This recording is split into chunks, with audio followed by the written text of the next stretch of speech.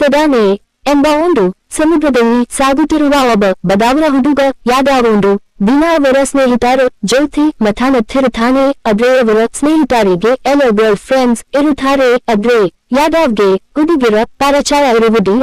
ಒಂದು ದಿನ ಯಾದವ್ ಕಾಲೇಜ್ಗೆ ಬಜಾನೆ ಹೋಗ್ತಾನೆ. ಆಗ ಅವರ ಕ್ಲಾಸ್ ರೂಮ್ ನಲ್ಲಿ ಒಬ್ಬನೇ ಪ್ರೇಮ ಎಂಬ ಹುಡುಗಿ ಕುಳಿತಿರುತ್ತಾಳೆ. ಅದನ್ನು ನೋಡಿದ ಯಾದವ್ ಸಮನೆಯವನ ಜಾಗದಲ್ಲಿ ಕುಳಿತುಕೊಂಡನು. 5 ನಿಮಿಷದ ಬಳಿಕ ಪ್ರೇಮ ಯಾದವ್ನ ಮಾತಾಡ್ತಾಳೆ. ಪ್ರೇಮ, ಹಾಯ್, ನನ್ನ ಹೆಸರು ಪ್ರೇಮ, ನಿಮ್ಮ ಹೆಸರು?